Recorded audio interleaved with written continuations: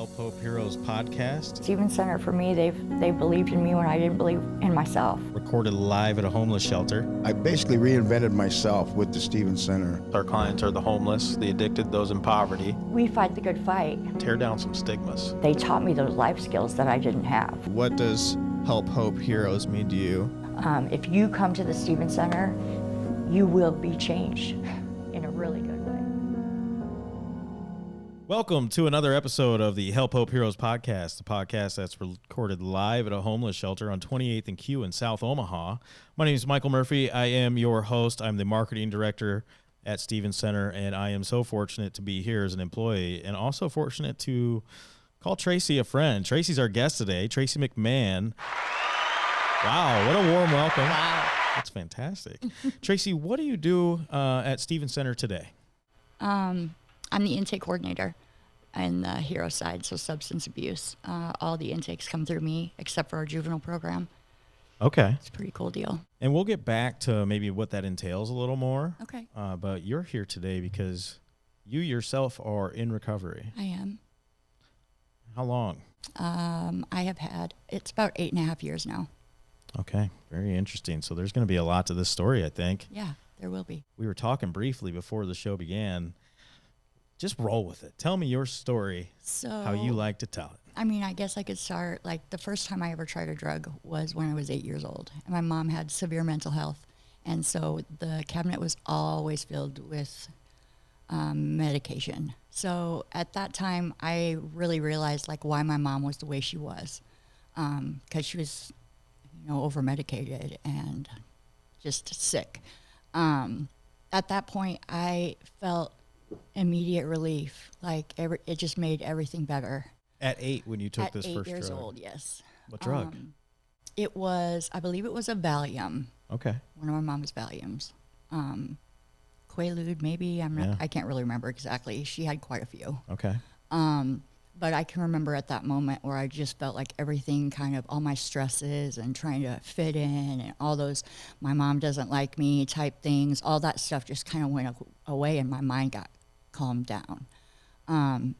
I had to grow up really fast. Like I said, my mom, she had severe mental health. She attempted suicide more than several times. And you were aware of this as a child? Right.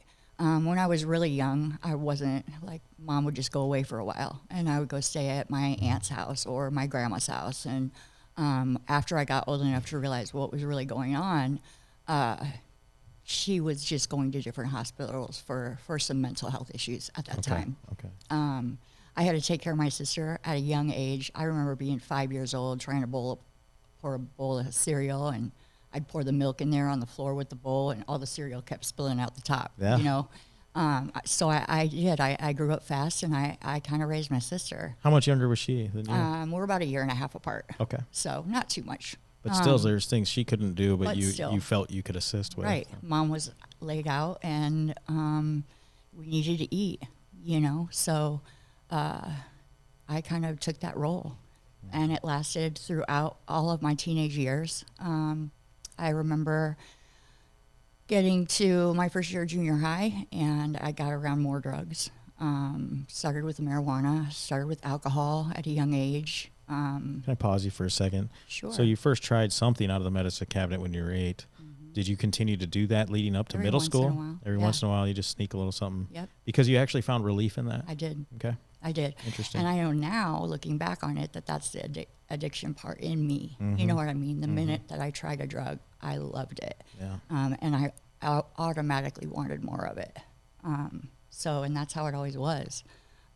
It was always to the extreme for me. Like, I never... All or nothing. I'm just going to do a little bit, and it didn't work out like that. Yeah. So pretty much anything that you tried out after or leading up to middle school, like you just said, is marijuana. You always, did you become a pothead, if you will? Yeah, I mean, absolutely. like everyday smoker. I believe the word back in that day was called a hood. A hood, yeah. I remember my parents saying stuff like that. Don't hang out with that boy. He's a hood. Right. And, yeah. And so I wasn't a jock. I didn't get into sports. I wasn't smart. I hated school. Yeah. Growing up, all I wanted to do was be, I wanted one man to love me for the rest of my life and to be a better mom to my children than she was to me, right? And I'll touch on that a little bit more later on in my story too. But just to back up a little bit, so school meant nothing to me. Like I really didn't care about it. I hated it. I skipped school. I got on probation because I skipped school. So I got into the legal system when I was in junior high. Just caused all sorts of It problems. was like a marijuana charge or like a minor in possession. Minor in possession. Alcohol, yeah. I have quite a record. So, Okay. I mean, So it started though. Your first. yes. The first time it was shoplifting. Okay.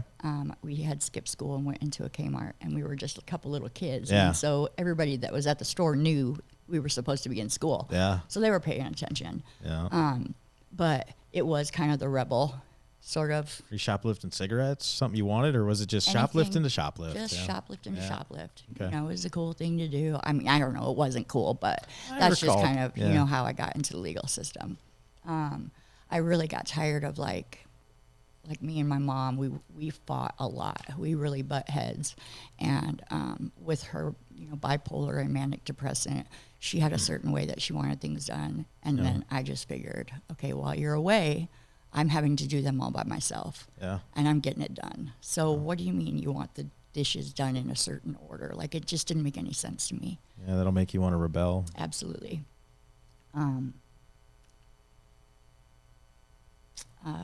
Me and my sister kind of grew up. Yeah. I remember the last time that my mom attempted suicide, and she went away for a little while. I told her that we were tired of her playing games, and if you're going to do it again, get a gun and do it right. And she figured it out for like 12, 15 years maybe. They got her on the right medication, and she was doing really good during that time. So let me back up a little bit. Yeah. So I went to senior high, and Okay. when my mom attempted suicide, I went to the same hospital that she was at, and I had a mental health screening for 30 days. And it wasn't that I have mental illness myself, because I don't suffer from that. Yeah. But I was definitely suffering from what my mom was going through. Okay. And so I guess they wanted to just screen me and make sure that I was okay. Makes sense. So, And you said that was 30 days of screening, so you were held at a hospital. yeah, Richard Okay. Young, Okay. Yeah. Yeah. Which no longer exists. right? Yeah. Yeah. My mom was kind of at every one. She'd be gone for 30 days, 60 days, sometimes 3 months. She was at Norfolk Regional for 6 months one time. Mm-hmm. And so, you know, I just had to do it. My stepdad, I don't know my real father. He was abusive and he was alcoholic, I guess. Yeah. So my sister's dad adopted me. And he was abusive and alcoholic. And so the generational thing was, Just you know, kept was happening. Yeah. And then my mom met my stepdad. I was probably 8 years old, 9 maybe. I can't really remember. But he was Catholic, devout Catholic. His family was. So we got baptized, and I went to, you know, CCD. And About what age are you thinking? I want to say 9, probably. Okay. 9, 10 maybe. When they met and they got together and. They met when I was 7, and I Okay. think it was 2 years later Okay. that they adopted me. Okay. They got married on my birthday, which made me mad. Yeah. It was never my Taking the birthday attention again. away, yeah. Right, it was their anniversary. But he didn't really ever punish me, or like, he was kind of on the sidelines. Yeah. And my mom ruled the roost, and he just kind of existed. He was devout to her, very faithful. So you got to see some love there. I did. He was a different kind of guy. But the things that my mom was suffering from, like, it didn't matter who she was with or what was really going on. That was stuff inside her. Yeah. And at that moment growing up, I didn't know that. How could you at such a young age? Right. I didn't know what mental health on the outside looks like. Mm-hmm. And now, looking back on it, she did the best that she could do for us. With you know, untreated, right? Untreated mental Well, health. Was she on medication? she was But at the trying time, medication. we're talking years ago where they're kind of just experimenting on everyone, right? Yes. Yeah. So she would get used to some medications, and then it would change them again, and she would have to get used to them. And she had such a synergistic effect of everything that was going on. She was zombie most of the time. Mm-hmm. So Dad didn't really do much like punishing or any of that kind of stuff. We never fought. He was just kind of there, kind of guy. I can remember she came home one time and we got in a big fight because of those dishes not being done in a certain way. And I can remember she chucked a glass at me and it broke on the wall behind me. And so I flipped over the kitchen table and we were chucking, Yep. dishes back and forth. Stay close to that microphone. Yeah. And the way that she said sorry was we went out and bought a whole new kitchen. Like we went and got all new stuff. But it was never an apology. But it was never an apology. No. You guys were chucking dishes back and forth? We were. Oh. We were. And this is still 9 or 10-ish? I want to say 13. Okay, so probably. this is up there in age a little more. bit older, yeah. There's never an appropriate age for that to happen, by the way. I Right, wasn't there's getting not. at that. I'm just, There's not. So skipping school, I did go, like I said, to the junior high, that 30-day stay. Once I got back to school, they said that I would have to do summer classes because I didn't have enough credits. Yeah. So at that point, I went to, it's called the Learning Center, and it was a different kind of school. You went 5 hours throughout the day. You worked on points instead of credits. And that was just a joke to me, too. We would smoke weed at break. We would go in with vodka in our glasses. Goodness. There was one time we even tripped on acid while we were in school. junior high. And this is all in Omaha, right? Fremont. Fremont. I'm from Okay, Fremont. so all from Nebraska. Right, Yeah. Okay. right. So growing up, I kind of put myself around those people and around those places, and I hated my home. I did get in trouble again and went out to Geneva. When I went to Geneva and I was getting ready to parole, my mom said she didn't want me back. Yeah. So therefore, I went before the judge, and he granted me independent living, so I could live on my own at 17. Goodness. And I was glad. I was. Is that happy something about you it. requested, or was it their idea? or- No, just trying to find where I would go, figure out where I would go Yeah. after I left there was kind of difficult. There wasn't really any place for me to go to, and I was kind of right on the line of turning 18, and so I got my first place. Now, throughout this history from age 8 up to 17, you're palling around with a lot of different folks that are doing the same things that you like to do. Yeah. How much of that was because, you now realize you have an addictive personality per se, and Absolutely. then how much of that was also you kind of felt like you belonged? Like this circle of friends was All really of it tight, was. right? You guys had each Yeah. other's back, and you made sure Absolutely. each other was able to get high. Yep, Okay. we did. We did a lot of drinking. I took a lot of acid. Yeah. We did a lot of partying. Yeah. That was really the only thing that I cared about.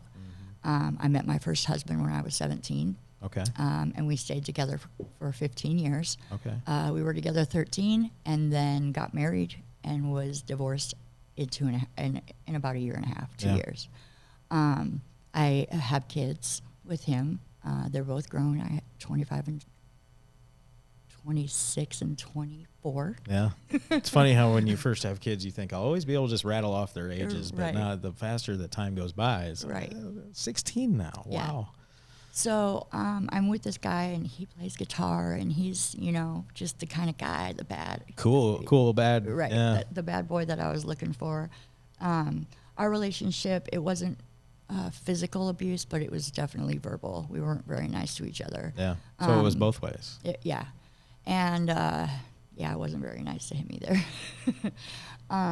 But I got my kids out of it, and that, I'm thankful for. He was the one, he was the one that I thought, how I said earlier, I just Man, you wanted always one wanted to man love you, yeah. to love me. And I thought that he was the one. I really tried my best to make sure that happened. So I stayed in a bad relationship for a very long time because of what I thought I believed as a child that I wanted out of life. In love with the idea of that love. Absolutely, absolutely. And the day that I really realized that that's not what life is all about, it hurt me. It was painful for me. Yeah. It's an acceptance thing. Right. And so I just used more. I got into cocaine. I was doing methamphetamine. What age were you getting into coke and meth? About the same age, about 15, 16 probably. So before you actually were independent from your parents. Right. Okay. Yeah. Afterwards, it was just all party. Yeah. Yeah. Whatever's in front of you. Right. Yeah. So this thing keeps cutting out. So then I'm living on my own. I'm with my guy. Lots of partying. I'm not working. He's the one that's supporting me, so I'm a stay-home mom, and life is just great. And it really wasn't great. So I like to refer to myself as the classic progression, the classic poster child of the progression of what this disease is. Okay. And so at first I tried with experimenting. The first 10 years was a whole lot of fun. Yeah. I had a whole lot of fun. The second 10 years was maintaining on all those drugs. Like I had to have them to be able to exist. Yeah. And then the third 10 years was living hell. We're talking 30 years then. 30 years, So we go first decade. Let's Yes. put that in perspective. First decade is I'm having a whole lot of fun, which Yep. means we do not condone that Right. in any regard. And you would not recommend that decade of I fun would not to recommend anyone. that. No, Okay. not at all. And then second decade, you said Second- maintaining. Maintenance, right. Maintenance. I've heard that from others too. It's Yes. just, So I have to have it to get up and function through and my we're talking day. meth and coke type Yep. uppers. Yeah. Okay. Yep. I loved that. I really did. It Yeah. kept me going all day long. I had all this energy. Of course, your mind thinks you're all creative. Yeah. And, you can I'm a genius get right everything now. Yeah. done. And that wasn't the case either. And so that next 10 years, I was realizing, that, wow, this isn't something that I'm wanting to do. It's something that I'm starting to need to do. Yeah, that's scary. So I didn't really go around my family too much because I was high and I really didn't want to be around them. Yeah. Later on, Family being mom and stepdad. mom, stepdad, I have a Okay. sister. Okay. And like my aunts, my uncles, we Yeah. always used to get together for holidays or whatever. Then the family just started changing. You know how I said to my mom that if you're going to do it the next time, do it right. And it was about 15 years, and she did it right.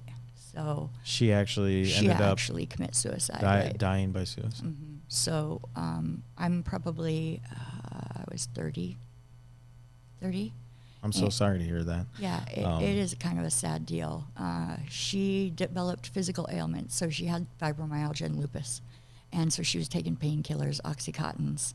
And I know that there's a whole lot of stuff on the news about, all of this stuff about Oxycontin. And she hoarded 4 months of them. She actually had 60 milligram and then 2 months worth of 80 milligram, and she took them all. How long ago was that, Tracy?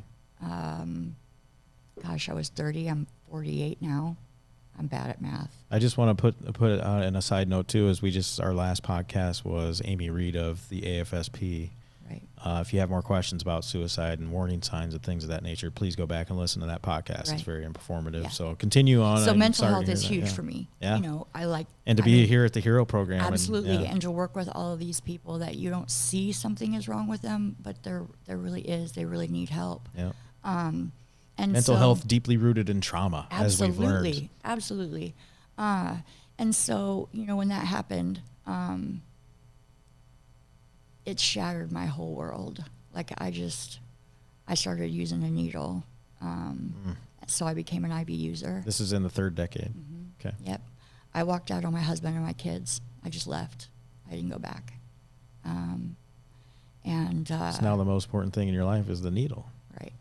Yep. That's all that mattered. It made everything go away. I had to be as high as possible just to make everything go away. And now what I've heard and what I've even seen in movies and stuff is what they say is, the first time you use the needle is just so glorious, but then the times after you're pretty much chasing that first high. They call it chasing the dragon. Is that true? Or is it, As far as chasing, I think there's a tolerance that you develop, right? Which so is you dangerous. have to use more. Yeah, Yes, that's it is dangerous. And during that last 10 years, I started getting into the morphine and the heroin. And yeah, it was terrible. Just anything you Yeah, could. it gave me the power to ignore. When my mom passed, we were cleaning up some of her stuff. And so I was reading a book of hers that she had wrote like little journals in, and something to the effect of, well, Tracy doesn't think that I'm a good mom, and that's why she doesn't bring my grandkids around for me, because she, feels that I wouldn't be a good grandma either. And when I read that, I hurt, because the only reason I was staying away from her was because I was high. It didn't have anything to do with me not loving her or believing that she was a good mom or anything like that. And were you high when you found that? Oh, yeah. Oh, yeah. So to cope with those feelings, Right. you continued to just pile on the drugs. Yeah. Yep. So I met this guy, and he was very abusive. Again, here comes the things that I grew up with. I swore I would never let a man hit me, and I did. And this man was also using heroin and morphine and all that stuff Oh, yeah. too. We were terrible. Terrible together. And there was a lot of domestic assault. I had my jaw shattered in 3 different places. Goodness. Had reconstructive surgery twice. And it was pretty ugly. I would go in and out of jail. Like I said, I have a long record. And I'd gone to prison a couple times. Was a lot of that jail time and those offenses, were those pretty much always drug related, like a possession charge, or was it related to the relationship Possession you charge. had? I owed child support because I walked out on my kids. I did some jail time for that. Forgery. There's a lot of different things. All that are surrounding on. your addiction. Yes, everything was under the Because influence. why would you spend money on child support when you could go Absolutely. score? All right. Yep. Yeah. So in all of that, I lost my family. I lost my house. Like I lost my home. I lost everything. And now when I look back on that, I know that was God just making everything else go away and making me focus on the only thing that was left, and that was me. Mm-hmm. I went to treatment in O'Neill when I was 22. I went to Siena Francis in 2006. Siena Francis is another homeless shelter here in Omaha. Right. So you were actually living on the streets? I was living on the streets. Okay. So the last, I went to prison in 2006, came home and tried to go. I went right to Siena Francis from there. Okay. So I got in the program right away, which was a blessing. Yep. I didn't have to stay on the shelter side. Is it called the Miracles Program? It is called the Miracles Program. Shout out to Siena Francis and the Miracles Absolutely, Program. absolutely. They had a great program, and that's when I found like a home group, and I started really paying attention to what recovery looks like, and actually really wanted that to be a part of my life. Yeah. All those other times that I was like in jail or went to jail, as soon as I got back out, I was high before I left the parking lot. Yeah. Every single time. So for the first time in my life, I really wanted sobriety. I wanted to change, and I was really tired. I was so tired. I bet. So I did. It was probably a little over a year there. I didn't graduate. Yeah. I ended up relapsing, but while I was there, I started going to different meetings. I found a sponsor. I started working the steps, and slowly, my soul was kind of getting clean. I had a spirit. I had a life. I had a laugh. You had hope? I had hope. Yeah. I had some faith for the first time ever. Yeah. That, oh my gosh, I might have a way out. This might just be my thing. I had a reservation that I was not an alcoholic. I was a drug addict. Yeah. And so while I was there, Siena Francis, I ended up drinking and was discharged. Okay. So I relapsed. And when I did that, I fell off the face of the earth. So all the life that I had created for myself out here in Omaha, I left because I was using. So that's actually how you got to Omaha, was prison. Right. Yeah. Because most of this story has been taking place in Fremont. Absolutely. All of it was. And You get sent to prison here in Douglas County Corrections? it's in York, actually. In York, that prison. Okay. Right. Nebraska State Prison. Okay, that one. And I didn't know that there were services that would help me. Like, I thought that this was going to be the way I die, Yeah. And that I would. And I tried several times, Yep. and I always woke up for some reason. Many times I should have been gone, Yeah. but I wasn't, and I'm super grateful that I'm not. Siena Francis, when I fell off the face of the earth, they had heard a rumor about them finding me in a abandoned trailer back in Fremont in the middle of winter with a needle in my arm. So Siena Francis had a service for me, a funeral service. Oh, my goodness. So I never knew that. All the people that I was in treatment with, they all mourned my death. Like they really thought that I you was had passed gone. away. Yeah. Any idea how that rumor got started? I have no idea, but it wasn't too far off. Was there a person that actually was found dead in Fremont and they just thought it was you? Or Honestly, I never know? really don't know. That is nuts. I really don't know. People have actually held a funeral for you. Yeah. So when I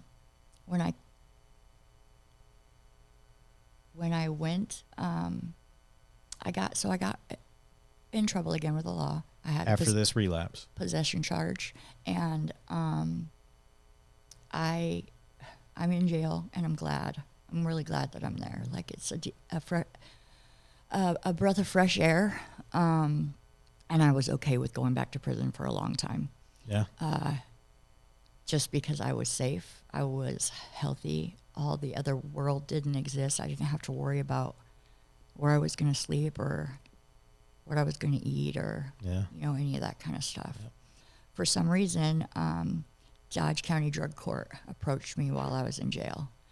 And my probation officer, he was Tim Provatera, and he's a great guy. Shout out to Tim. Absolutely. And Dodge County Drug Court, they were great.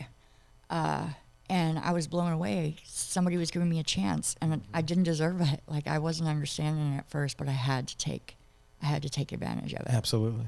And he says it's a hard thing. Drug court's really hard, but do you want it? And I said, yeah, I will do it. And it's not because of your fear of being in prison. Absolutely. Because you were already comfortable That's easy. there. Right. It's because you wanted recovery. I wanted to be better. Yeah. That's all I wanted, was to be better, however that looked. And I went to Lincoln for treatment for short term, and then I came to the Stevens Center. I had a wonderful counselor. Our Stevens Center Hero Program. Mm-hmm.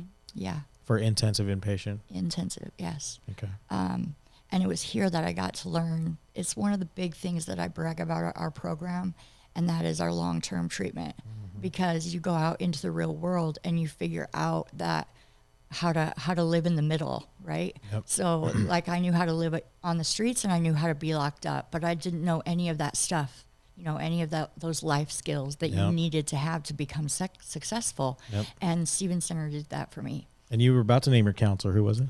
Mrs. Sharon Hughbanks. Miss Sharon Hughbanks. All right. Can we get a little round of applause for Sharon Hughbanks? Sharon is now the director of the Hero Program. Absolutely. And she's been here about 17 or so years, yes. I think, and has had a lot of different roles and responsibilities at our organization, from the shelter to the Hero Program. Yes. And now she runs a whole Hero Program, right. Doing a wonderful job. This is her, Yeah. So Sharon helped get you sober. She sure did. I remember. Now she's your boss. Now she's my boss. Cool. I remember the first time that I really confided in her. Mm-hmm. So I broke some rules, and I ended up coming back, and she had already known what was going on in the afternoon, and she kind of just sat there with her Sharon face and wanted me to explain myself. And what I got to learn was that when you make bad choices, you can be accountable, and it's not the end of the world. No. People aren't gonna hate you. It's gonna be okay, no matter what. And after that point, I really confided in her. I really let everything out, and I trusted her with my life, and I trusted the Dodge County Drug Court with my life. Yeah. They made me do some things I didn't want to, but I needed to. Yeah. And that's where it all kind of started. I ended up graduating. How long of a process was that for you? Until you graduated drug court. Because Hero graduation can take place before drug court graduation. Right. Yeah. So I graduated, I think, 7 months from the Stevens Center. Okay. And then it took me almost 3 years. Wow. For drug court, and I was good with that. And then after that, were you on papers, as they call it? I'm learning all this lingo doing the podcast. Right. Were you on probation after drug court, or was that that's just part of drug court? Yep. Okay. Just part of drug court. 7 months at the Hero Program, yes. And you graduated. And just a reminder to those listening is that is a go at your own pace program. It is. And 7 months was the appropriate amount of time for you, for whatever reason, right? Right. And phase 1 is where you actually experience, it's about a 30 to 45 day part of the program is phase 1. And this is 8 years ago, 9 years ago ish. So that's hasn't really changed much. So I've only been here 2 years, but I'm learning more. And you have a blackout period those first couple of weeks. Yep. Now you had already kind of shut yourself off from the world. I did. And smartphones were around, back Yeah. then. But like, talk to me about that blackout period, because it's So- meant to be intrinsic, right? Sure, yeah. we want you to acclimate to the program. Yep, That's and not what just that's from all your about. perspective and what you see today in clients, because now you Yes. get to work with clients. I know, so it's that's really so cool. super cool. Yeah, it is. But yeah, that 2-week blackout was fine for me. Like nobody wanted to talk to me. You know what I mean? All the people that I thought were my friends, if they would see me walking down the street, they would cross the street. And Well, go, it sounds like they'd say you're alive because they had a funeral for you, for crying out loud. So But- when I got back out here and I got to phase 2 and I went back to my home group that I had developed when I was at Sienna Francis' house, I was in an early morning meeting and a lady that I was in treatment with at the Sienna was there. And she was bawling and she was looking at me and pointing at me. And so the meeting got over and she bum rushed me. She hugged me so tight. She said, "Oh my God, Tracey, we thought you were dead. I can't believe that you're standing right here in front of me right now. We thought you were dead. We had a funeral for you."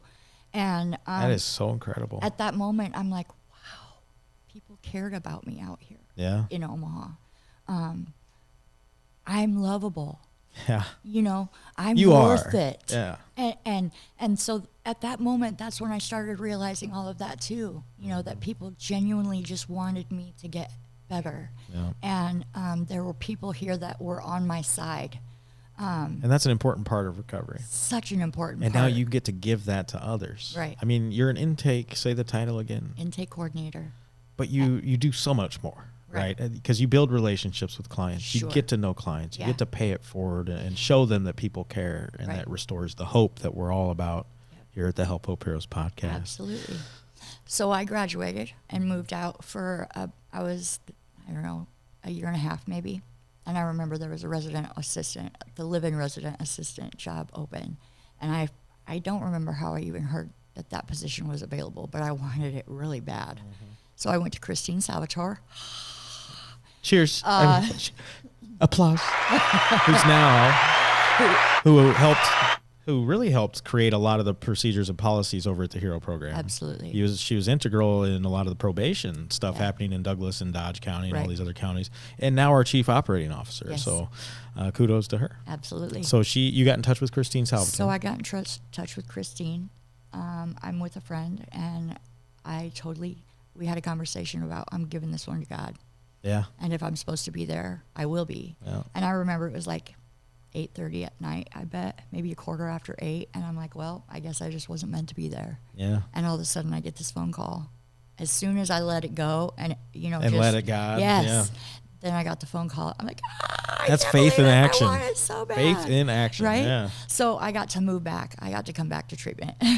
But I was the live-in residential aide. And Okay. so I was the RA on the night shift. And On the women's floor, is that how on the that works? women's floor. So you have your own room on the women's floor. Right. And it's you being the police, if you will, basically. at nighttime. Yes. Yeah. So daytime, would you still live elsewhere? No. Okay, so I you have a lived permanent back in the yes. treatment center that got you clean and sober, yeah. which is our hero program. Right. All right. Our hero program. So cool. And I had a purpose. Mm-hmm. Immediately, I had a purpose, and I'd never known that in my whole life before. I never had that at all. Had that not happened, would you still be sober today? I mean, you'll never know, right? It's I all don't know. hypothetical, Right. but that it still was an integral, A part huge of keeping piece. you. Yeah. Yes. I joke about it now. God just thought I was really sick, and I've been in treatment for 8.5 years now. And he said, "Not so fast, kid." Yeah, you're still in treatment. That's a good one. But so working with others, I got to help them, Yeah. believe in themselves. I got to be the one that if they came in, because when I came to treatment, I had the clothes that I went to jail with. Yeah. And I got here, and Beth Robbins, our shelter director, Yep. she gave me clothes. Were you guys in treatment together, or was We she? were not. So you came into treatment after Beth. After, And so she yes. was working somewhere here in the shelter, maybe. I remember being outside playing volleyball, and she just rolled up and asked anybody if we needed clothes. And it had been like 3 days, and I had none. Yeah. And she said that when she got here, somebody did that for her. Yeah, she came here without shoes. Yes, and she said just pay it forward when you can. That's great. And God has just He's just worked it out for me to be able to do that. Have you had an opportunity to provide new clothes to anybody Oh, since yeah. you started working here? Several What's times. that like?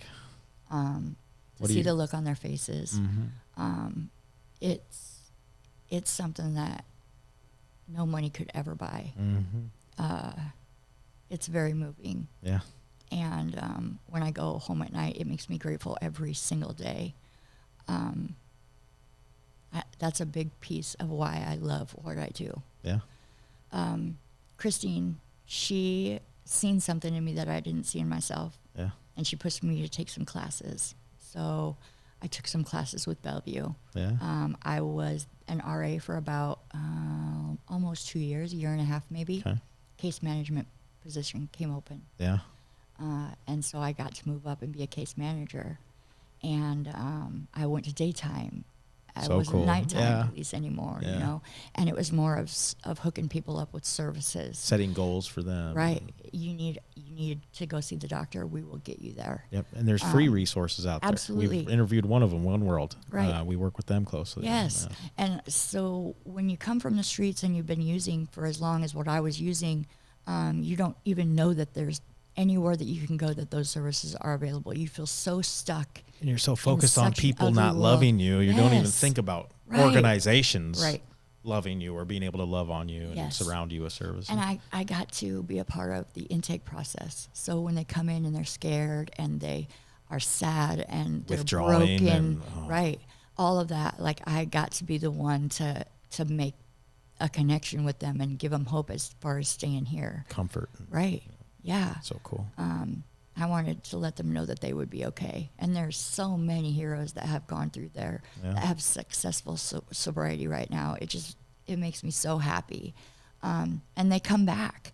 They come back around, and you know, I'm still in that kind of, I'm in sobriety myself, so I get to see them outside of work as well and watch them grow from the beginning until, you know, the present.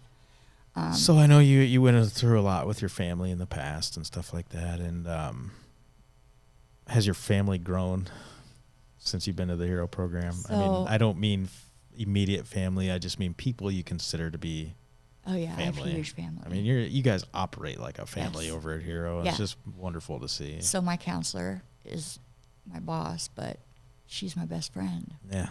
And we have Christmases together, and all the counselors over there, and everybody over in the shelter and PSH, like Stevens Center is one big happy family. Yeah. And we all have a mission that we're going for, you know, and it's to make people better. Yep. And that was all I wanted in life, right? Now you're And doing so when I started getting clean and I started my healing process, right? This belief that I had for my whole life about one man that'll love me and be a better kid to my kids than my mom was to me. I wasn't. I was worse. My mom never left me, right? And so that was something that I got to really work on while I was here. And today I can say, well, I was sober 3 years, and my oldest son finally called me on Christmas Eve and said, "Mom, I'm driving to Omaha to see you." It took 3 years before my son would even come and talk to me. But he did, Tracy. did. But He he did. did. That's the important part of this story. And I can remember walking through sobriety saying, I know that this thing is God's time. I ruined that. I walked out on them, you know, so they not only lost their grandmother, but 2 weeks later they lost their mom too. And all of that is mended. My kids are with me all the time. My oldest lives in Colorado and my youngest lives in York. And we kind of are adrenaline junkies. You know what's right? great is the forced vacation. Yeah. You get to go visit your, but Absolutely. you're adrenaline junkies. We are, Yeah. yeah. So when I was sober for 5 years, Yeah. me and my oldest son jumped out of an airplane. Oh wow. That's how we celebrated that. That sounds fun. And this last year, I'll never do that, by the way. it was I so I can't do that. amazing. I don't even like going on a rooftop, let alone. It was a really cool experience. I bet it was. Yeah. To see the clouds all close up, and you know, it was beautiful. I wish I could have had a pause button. Yeah. And just hang out Yeah. out up there for a little bit. You invent that, you might be rich. Right? Yeah. That would be great. I should think about that. Yeah. And so this year when we went to Colorado, me and my youngest son got Yeah. into a shark tank out in Denver. No way. And we got to swim with 7 different sharks and I didn't sea even know they do turtles, that out and there. It was so cool. So it's like at a local aquarium out yeah, there or something. Yeah. Yep. In They Denver. put you in a cage and drop you down. Yep. It's pretty Wow. cool. Now Yeah. that I'd do. I would try doing It was that. so amazing. Yeah. Yeah. Well, we're very happy for you, and we're very happy to have you be a part of this giant family. I mean, you were here before love I, it here. so yeah. But It's my heart the here. one man to love you. The one man to love me. Do you mind talking about him real quick? Yeah. I love to brag about him. He's such the man. He is such He a is man. our maintenance man here now. He is. He himself is also in recovery. He is. His name's Tom, His name is Tom McMahon. but we all call him Cowboy. We call him Cowboy. Yes, we do. Tom, I met while I was in treatment. I met him at our home group, and my grandma was passing away. And I was taught that if you need something in recovery, you ask for help, and you will get it. You will get it. And that's the way it's always happened. And so I was talking to a couple friends of mine, and the one that I was asking for the help, she couldn't drive me out there. And Tom stepped up to the plate and said, "I'll take you." And so he went with me, and I got to go see my grandmother before she passed away. And Tom's the guy that took And you? Tom's the guy that took me. And what at a that guy. time, we were friends. We were just friends, and he was doing me a favor. Tom is the kind of guy that does that kind of stuff for anybody. Yeah. He always has been. It was a turning point in my sobriety because I had lost my mother, and I could not face that pain. And my grandma was kind of the glue that stuck us all together, kept us together for holidays and all of that stuff. And I had been an ugly person for a very, very long time. And my grandma was always the one to slip me $20, don't let your grandpa see. Yeah. And she was always rooting for me no matter how ugly I got. Yeah. And so to go there and make amends to her and her to say, "I just want you safe." That's all she wanted. And little did you know, she was meeting your future husband. Yes, absolutely. What a blessing. So he took me to the funeral as well, and he was there, and he supported me, and we were friends for a really long time, a long time. People thought that we were a little more before that we were. Yeah, people love spreading rumors, right? Right. they were probably mostly just rooting for it to happen. Like, Yeah. that's going to work. Right. Yeah. So I don't know, something just happened. And the bad boys that I have chosen previously in my life, Yeah. Tom is the total opposite. Yeah. He's never raised his voice at me. He's never called me out my name. Like, he always goes around bragging about his beautiful wife. Yeah. And I'm so honored by that. That's his whole family. They work from morning till dusk. Like, I've never He known. tells me about that all the time. I've It's never nuts. known a family to work as hard and be able to get along as Yeah. much as they do.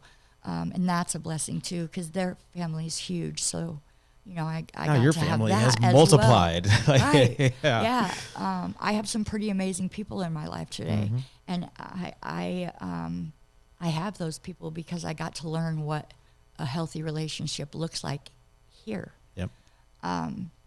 We And- provide those types of classes here Yeah. too. We Yes. provide that type of mentoring. So we're co-occurring. Yeah. And I got to learn a lot about my mother while I was in treatment. Because co-occurring meaning we treat mental health and addiction at the as same well as- time. Yes, yeah. And a lot of times, we treat our addiction, or we use to treat mental health symptoms. Yep.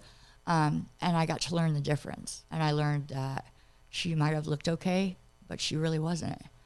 Torment on the inside. Yeah. So now, after being a case manager for 4 years, the intake coordinator position came open. And I have taken my PLADAC classes right now, so I'm a provisional licensed alcohol and drug counselor. Congratulations. Thanks to Mrs. Salvatore, because she believed in me. She pushed you, right? She pushed me right there, yeah. That's great. And every single day I get to make these connections. I have women's group. Oh, and I love just letting them know that they can be strong and proud and that they're going to be better. And talk about anything. Right? Yep. Yeah. That's great. You can be better. A better mom, a better daughter, a better friend, a better wife. And then helping them understand, and I think it's something that you had to come to understand, is that you deserve to be loved, right? You deserve it. You're worth it. And you might not believe it at this moment, but it's going to happen. It's gonna Just happen. trust the process type of thing. Yep. The coolest part for me is that I get to say, I don't know if you've met your God lately, but that's him working in your life. I get to recognize those parts, those moments, those spiritual experiences that they have, and I know what they are, so I get to point them out to them. That's great. I get to see their eyes come back with color in them. Their hair starts to lay nicer. Their skin clears up. They Yeah. get healthy. They start to laugh.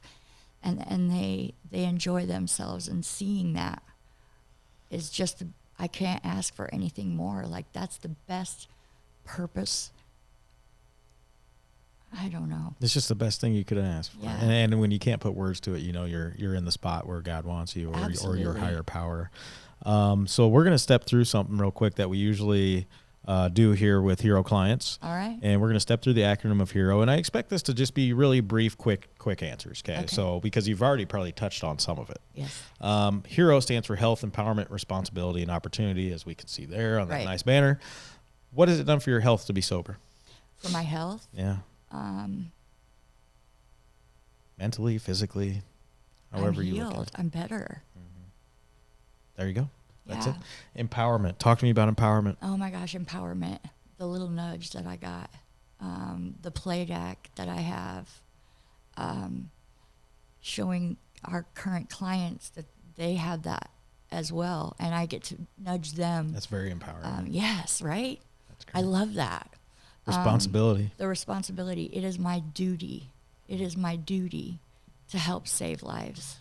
It's my duty to show them that they're worth it. That's great. I get to believe in them until they can believe in themselves. And my God is huge, and I will loan him to you until you figure it out. I love that, looking at it as a duty. It's a duty. Correct. They saved my life. I have to help save others. I have to. Yeah. Opportunity. Opportunity. Fairly obvious from what you've already told us. Right. But I mean, Yeah. what's the limit for Tracey? Opportunity is when you walk in the door. Yeah. That's fantastic. I can't really see my future. I don't know what's going to happen. I've had so much stuff happen in 8.5 years of sobriety that If it continues to get better, would you be surprised? no, Correct. not at all. That's great. Yeah. All right. So thank you so much Yeah. for sharing your story. Thank you. It is very, it's just inspiring. I put the Kleenex here today for you, and I almost needed it about 5 times Right. myself. Yeah. Just blessed to know you, blessed to have gotten to meet your husband and get to know him when we drink coffee in the mornings, and just blessed to be here overall, you know, I feel in my own position. So, you know, when we first started doing the podcast, I think you're one of the first people I said, Tracey, come tell me your story. And, you know, it has to happen on its own time. It does. And you sent me an email last week that says, Murphy, Let's do the it. time has come. Yeah. And I said, all right, can you do it tomorrow? You go, how about next Wednesday or Right. whatever? So thank you so much. It makes what I do so much easier, which is trying to spread the word about the good that happens here. And I tell people all the time, the hard work's happening in the shelter office. The hard work's happening over at the Hero building with the The firing counselors line, and all right? that stuff. The folks that are on the front line are what make us unique and special. And it's that Hero program that really separates us from other homeless shelters. Yeah. Because your hard work with the intensive inpatient program and the drug court systems Right. allows us to offer these outpatient services to our Yes. homeless clients free of charge. Free of charge. And that just doubles our impact, if not triples, you know, our Absolutely. ability to change lives and get Right. people into housing and stuff. And get So, them better. Right? one question left. Yeah. That's the one question I allowed you to know ahead of time. What does Help Hope Heroes mean to Tracey? It doesn't have to mean with Stephen Center, just yourself or whatever it is. Just what does Help Hope Heroes mean to Tracey McMahon? It means faith. Great. I mean, It means faith. I mean, you don't even have it to means elaborate. change. Change. It means that you get better. So many people, that's all they really want is to be better, better people. And we get to help make sure that that happens. We got a whole army of people that will help them be better. That's great. Thank you so much for being on the show, and that's going to conclude this episode of Help Hope Heroes. Again, Mike. Yeah, thank you for coming. This is the Help Hope Heroes podcast. Please like and subscribe so you can stay up to date on the next episodes. Again, my name is Michael J. Murphy. I am the host of the Help Hope Heroes podcast. This is Tracey McMahon. Our intake coordinator at the Hero program. Yes, I can't remember it. Anything over 3 words is, or around 3 words, tough to remember. But thank you so much for coming, and thanks for listening to the Help Hope Heroes Yeah. podcast. Thanks. Bye. Into an episode of the Help Hope Heroes podcast, a podcast that is recorded live in a homeless shelter in South Omaha. Following stories and information are meant to inspire. All views expressed are not necessarily the views of Stevens Center as an organization. Visit stevenscenter.org for more information.